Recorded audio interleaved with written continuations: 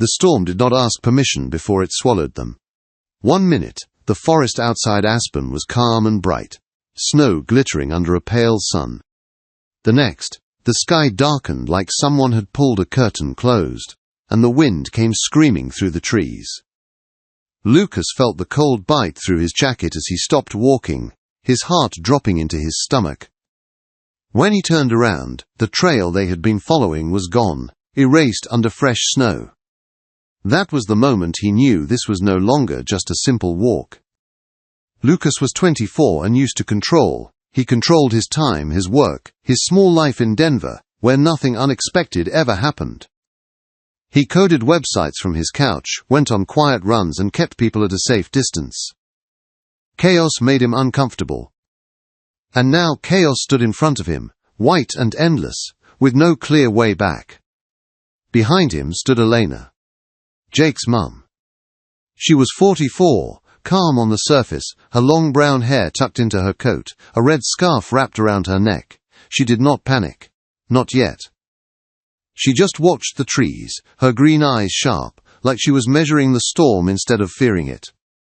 "We should head back," Lucas said, trying to sound steady. Elena nodded. "Yes, now." They turned, but the forest looked the same in every direction. Snow fell harder, thick and heavy, blurring everything into a moving wall of white. Lucas pulled out his phone. No signal. 10% battery. His chest tightened. "I think we're lost," he said. Elena did not answer right away. She slid her hands deeper into her pockets and took a slow breath. "Then we stop rushing," she said, "and we think." Lucas wished he had her confidence. Just 2 days earlier, his life had felt simple. Jake had called him, loud and excited, begging him to come on a ski trip to Aspen. Lucas had resisted, like he always did, but Jake never accepted no combo. He had mentioned his mum was coming too, said it would be calm, almost family-like. Lucas had agreed, packing old thermal clothes and telling himself it was only for a few days. Elena had always been a quiet presence in his life. He had known her since he was 15. She was never the loud, joking type. She carried herself with a kind of controlled stillness, like someone who had learned not to waste energy. Jake once told him she used to be a war photographer. Lucas had believed it instantly. There was something in her eyes that suggested she had seen things she never talked about. At the lodge she had stayed away from the noise, sipping coffee by the window while Jake and his friends turned the place upside down. Lucas had noticed her red scarf first. It stood out against the snow, against the wood and stone of the lodge. He had not thought much of it at the time. The walk had been her idea as much as his. Neither of them wanted the chaos of snowboards and shouting, just a quiet trail, just fresh air. Now the air cut like glass. The wind howled louder, shaking branches above them. Lucas's boots sank deeper into the snow with every step. His fingers were stiff. He glanced at Eleanor again. Her lips were pale now. She was colder than she admitted. "Lucas," she said, stopping suddenly.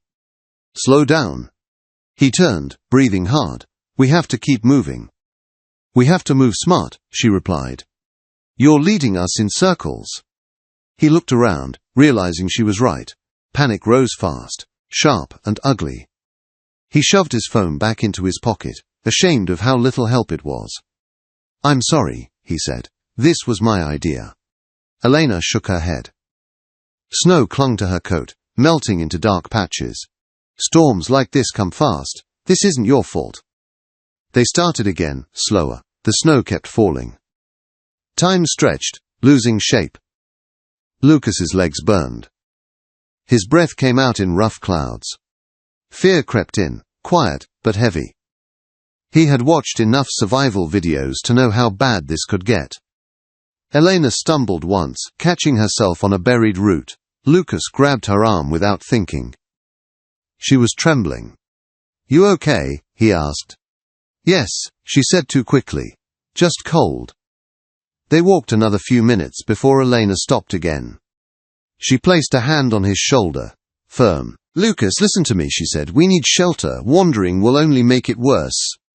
Her voice was calm, but he could hear the strain beneath it. He nodded. For the first time, he let her take the lead. They moved downhill, scanning the trees. The light faded fast, the day giving up early. Just as Lucas felt hope slipping away, Elena pointed ahead. "There," she said.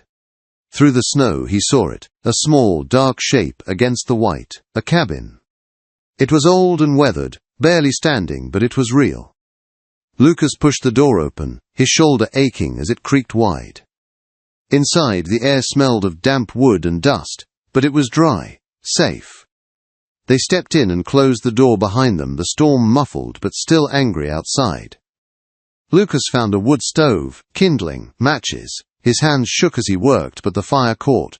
Warmth spread slowly, painfully good. Elena sank onto a bench, peeling off her gloves, her breath unsteady. "You did good," she said softly. Lucas handed her a blanket. She wrapped it around herself, the red scarf slipping loose at her collar. In the firelight, she looked different. Tired. Human. Not just Jake's mum. They sat there, close, but not touching, listening to the fire crackle and the wind scream outside. For the first time since the storm began, Lucas felt the fear ease slightly, but something else settled in its place, a quiet awareness. They were alone. And whatever happened next would change more than just this night. The fire grew stronger, snapping softly as the cold was pushed back inch by inch. Shadows danced along the cabin walls, stretching and shrinking like they were alive. Outside, the storm continued its assault, wind slamming into the wood as if testing how badly it wanted to get in. Inside, time slowed. Eleanor pulled the blanket tighter around herself and stared into the flames.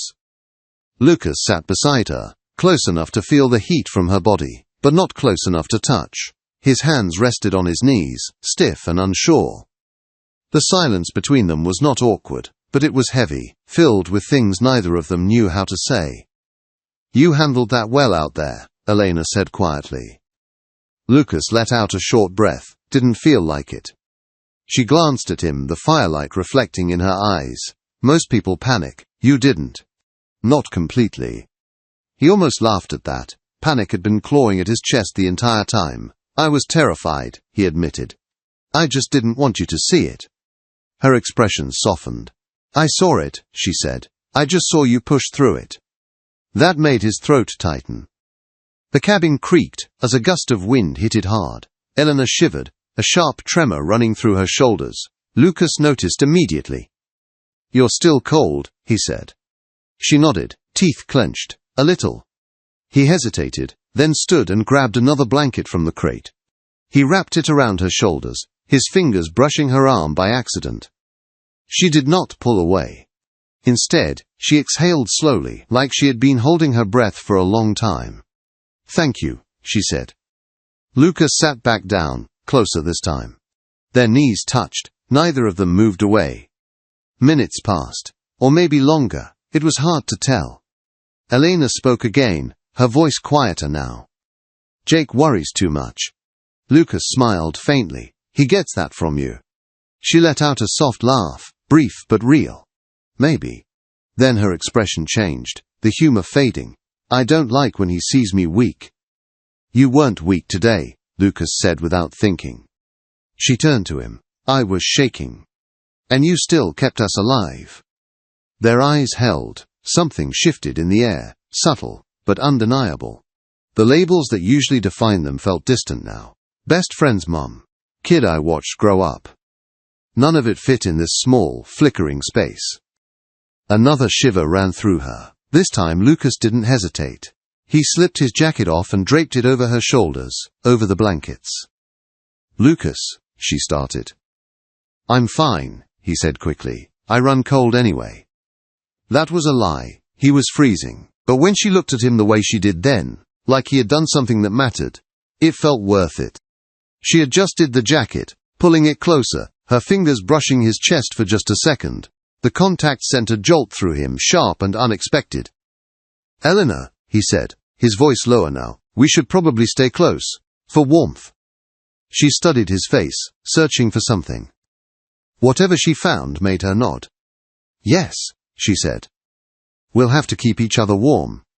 They shifted, sitting shoulder to shoulder, then closer, until there was no space left between them. Lucas wrapped an arm around her, stiff at first, unsure. She leaned into him, slowly, carefully, like she was testing whether this was real. Her head rested against his shoulder. Her hair brushed his jaw, damp and cold. The warmth came faster than he expected, not just from the fire, but from her. From the simple fact that they were no longer alone in this. Elena's breathing began to slow. Lucas could feel it, steady and deep. He rested his cheek lightly against the top of her head. It felt intimate in a way that scared him. "I don't usually do this," she said suddenly. "Me neither," he replied. She tilted her head up, looking at him. "I don't mean the storm, I mean letting someone see me like this." He swallowed. "I'm not great at it either." Her hand slipped out from under the blanket and rested on his arm. Her fingers were warmer now. "After my husband died," she said, staring at the fire again, "I learned how to survive. I forgot how to feel." Lucas listened, every word settling into him. She spoke slowly, carefully, like she was choosing which memories to release. "I became Jake's mum and nothing else," she continued. "Strong, reliable. Always fine." She paused. "But tonight, I'm just tired." He tightened his arm around her slightly. "You don't have to be strong right now." She leaned into him more fully then. Her hands slid up his chest, resting there, feeling his heartbeat. It was fast. "I can feel you shaking," she said softly.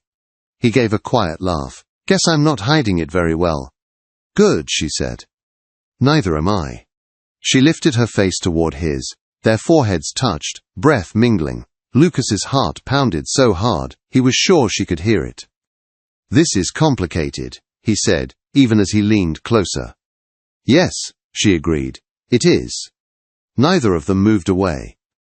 Their lips met, gently at first. The kiss was slow, unsure, like a question rather than an answer. Eleanor's hand curled into his jacket. Lucas responded without thinking, pulling her closer, the blanket slipping around them. The kiss deepened, still careful, still quiet. There was no rush, no hunger. Just connection, just two people finding warmth in the middle of fear. When they finally pulled back, their foreheads rested together again. Elena's eyes were closed. "We should stop," she whispered. Lucas nodded. "We should." Neither of them moved. Instead, she tucked herself against him again, her head under his chin, his arms secure around her. The fire burned low but steady. Outside, the storm continued, but it felt farther away now.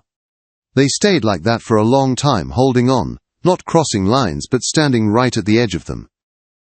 And somewhere deep inside, both of them knew that whatever this was, it was already changing everything. The fire burned low through the night, its glow turning soft and orange, barely strong enough to keep the shadows away. The wind outside did not stop, but it lost its anger, settling into a steady howl that sounded less like a threat and more like a warning. Inside the cabin, time felt suspended, like the world had decided to leave them alone for a while. Lucas stayed awake longer than he expected. Elena slept against him, her head resting on his chest, her breathing slow and even. His arm was wrapped around her, careful not to move, afraid that even the smallest shift would break the fragile peace they had found. He felt the steady warmth between them and wondered how something born out of fear could feel so grounding. At some point, exhaustion pulled him under. When Lucas woke again, the cabin was quiet. The wind had faded. The fire had collapsed into glowing embers. Pale grey light leaked through the small window, painting the wooden walls in cold morning colors. His neck ached, his legs were stiff, and his fingers were numb again, but there was something else he noticed first. Eleanor was still there.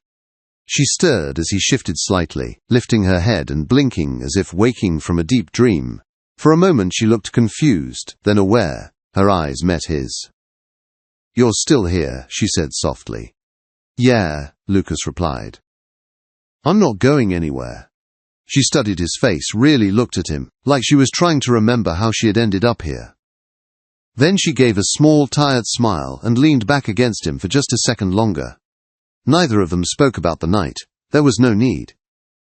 A distant sound broke the quiet, A low, rhythmic thump, faint at first, then stronger. Lucas's heart jumped. "Do you hear that?"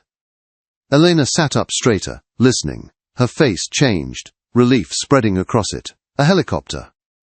The sound grew louder, unmistakable now. Voices followed, muffled but real. Someone was calling out. "They found us," she said. The words carried relief, but also something else. An ending. Lucas stood, his legs protesting, and helped her up. She gathered her scarf, her thermos, his jacket. Her movements were calm again, controlled, like she was putting herself back together piece by piece. "Thank you," she said, meeting his eyes. "For everything." He wanted to say more, to ask what this meant, to ask if it meant anything at all, but the words stayed stuck in his chest. "I'm glad it was you," he said instead. She nodded, holding his gaze just a second longer than necessary, then she turned toward the door. The cold hit them hard when they stepped outside, but the storm was over. Snow lay thick and untouched, the forest quiet and still. The helicopter hovered nearby, its lights cutting through the grey morning. Rescue workers moved toward them, shouting instructions. Jake was there. Lucas saw him first, panic written all over his face. Jake ran through the snow and wrapped Elena in a tight hug, his voice breaking as he spoke. Lucas stood back, suddenly aware of where he fit again. Best friend, nothing more. Jake turned to him next, grabbing his shoulders. "Man, I thought we lost you both." "We're okay," Lucas said. "We found shelter." Elena spoke up then, calm and steady. "Lucas kept us together." Jake looked at him with pure relief. "You're a lifesaver." Lucas forced a smile. They were wrapped in blankets, checked over, guided into the helicopter. Elena sat across from him, her hands folded neatly in her lap, her scarf back in place. She looked composed, distant, like the woman Lucas had always known, but when their eyes met for a brief moment, something flickered there, something only they understood. Back at the lodge, the world rushed back in. Questions, hot drinks, paramedics, noise. Lucas answered what he had to, but his mind stayed in that cabin. Elena stayed close to Jake, reassuring him, laughing softly at his overreactions. She did not look at Lucas again. They left Aspen the next day. The drive back was quiet. Jake talked, filling the space, but Lucas barely heard him. He watched the snow-covered mountains fade behind them, and felt like he was leaving something unfinished behind. Back in Denver, life returned to normal. Or at least it tried to. Lucas went back to his apartment, his code, his runs. But something had shifted. The walls he had built felt thinner now. The quiet felt louder. He texted Elena once, just to ask if she was okay. No reply. He waited, then tried again a week later. Still nothing. He told himself it was for the best. That whatever happened in that cabin was a moment, not a future. That some things existed only to remind you that you were still alive. A month passed. Then one evening, Lucas came home to find a small package at his door. Plain. No return address.